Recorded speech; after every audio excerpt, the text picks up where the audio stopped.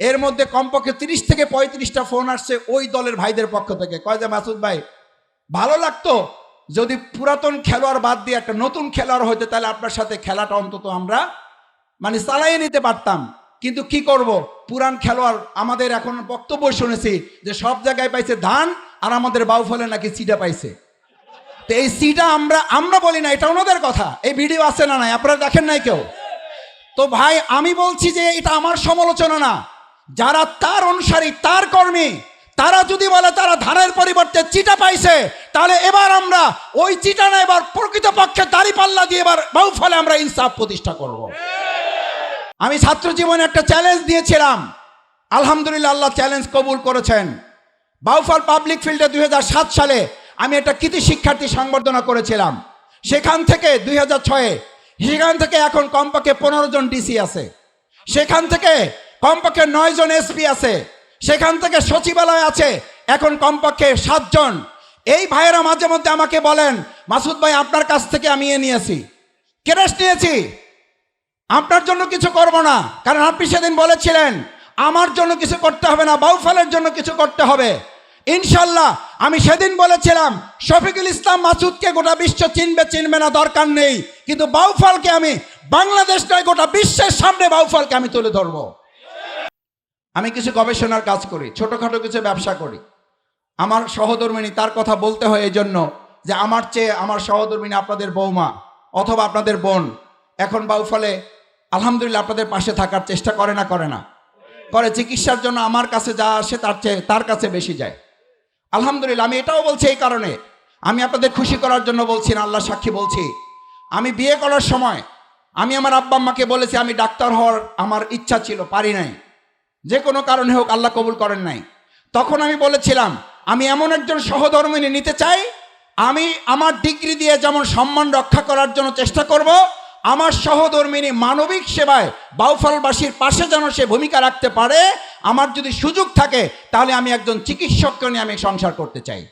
আমার সংসার করার টার্গেটের পিছনেও আমি আমার বাউফলবাসীকে সাথে রেখেছি, আমি চেষ্টার মধ্যে রেখেছি আমার বাউফলবাসীর জন্য কল্যাণ সে করতে পারে। আলহামদুলিল্লাহ সে প্রতিদিন বলে যে আজকে 50 জন রুগী দেখেছি, তার মধ্যে 40 জন বাউফলের, তার মধ্যে 25 জনের কাছ থেকে কোনো ভিজিট রাখতে পারি নাই, কারণ তারা বলেছে আমি মাসুদ ভাইয়ের লোক, কিসের ভিজিট, যাওয়ার সময় রিক্সা ভাড়া দিয়ে দেবেন।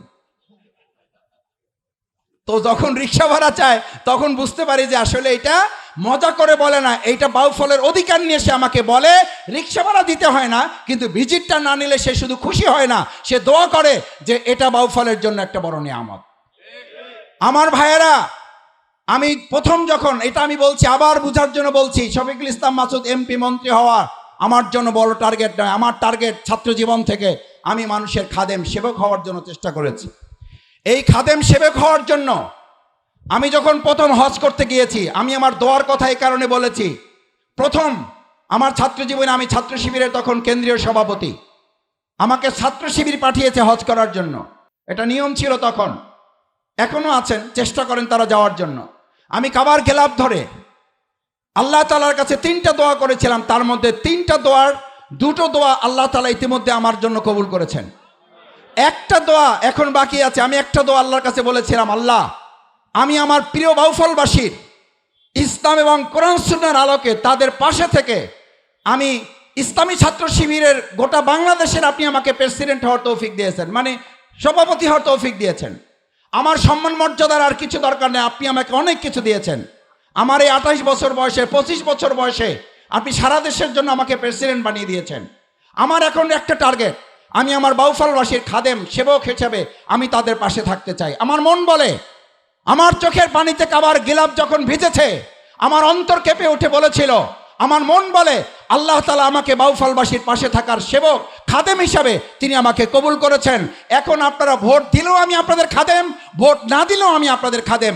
আপনারা মনে রাখলেও আমি আপনাদের সাথে আছি, আপনারা না রাখলেও আমি আপনাদের সাথে আছি। আপনারা যদি আমাকে মনে নাও রাখেন তাও আমি আপনাদের সাথে আছি।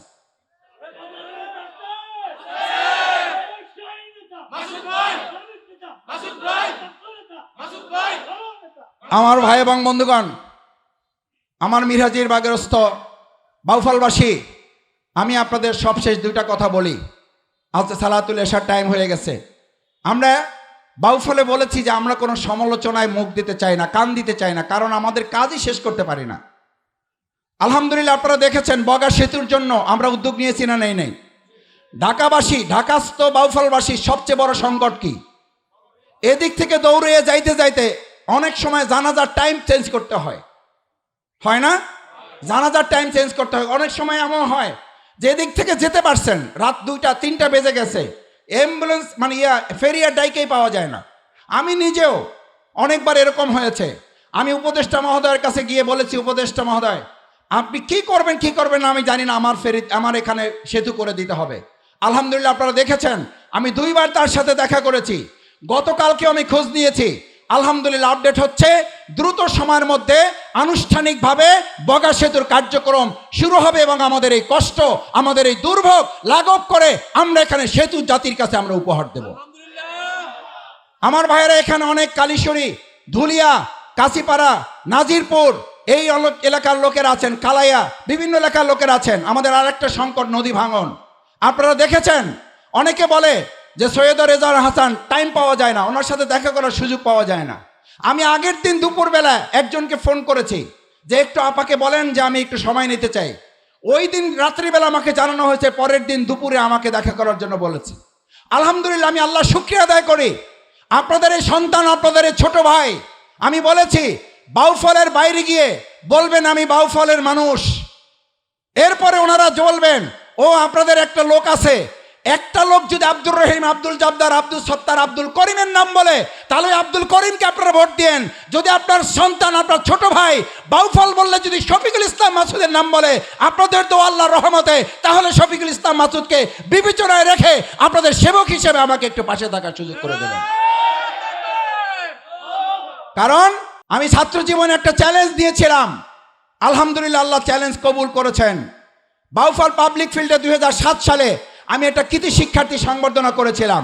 সেখান থেকে 2006 সেখান থেকে এখন কমপক্ষে 15 জন ডিসি আছে, সেখান থেকে কমপক্ষে 9 জন এসপি আছে, সেখান থেকে সচিবালয় আছে এখন কমপক্ষে 7 জন। এই ভাইয়েরা মাঝে মধ্যে আমাকে বলেন মাসুদ ভাই আপনার কাছ থেকে আমি নিয়েছি, ক্যাশ নিয়েছি, আপনার জন্য কিছু করব না, কারণ আপনি সেদিন বলেছিলেন আমার জন্য কিছু করতে হবে না, বাউফলের জন্য কিছু করতে হবে। ইনশাল্লাহ আমি সেদিন বলেছিলাম শফিকুল ইসলাম মাসুদকে গোটা বিশ্ব চিনবে না দরকার নেই, কিন্তু বাউফলকে আমি বাংলাদেশ নয় গোটা বিশ্বের সামনে বাউফলকে আমি তুলে ধরব। আলহামদুলিল্লাহ বিগত 15 বছরে যখন দুর্যোগ দুর্দিন ক্রান্তিকাল ছিল, সেই সময় গোপালগঞ্জ থেকে আমাকে একজন ফোন করেছেন, বলছে মাসুদ ভাই আপনার এলাকার এক লোক এসে একটা কাজের জন্য আমাকে বলছে, তা আমি তো আপনাকে চিনি। ওনাকে বললাম আপনার বাড়ি কোথায়? গোপালগঞ্জ। বললো যে আমার বাড়ি বাউফল। বলছে বাউফল, ভালো কথা, ওখানে চেনের এরকম একজন লোকের নাম বলেন। তা আমি টার্গেট করছি যদি আপনার নামটা বলে তাহলে কাজটা করে দেব, কারণ এখন তো দুর্দিন, যদি সাহস করে বলে তাহলে বুঝবো যে তার ইমান ঠিক আছে।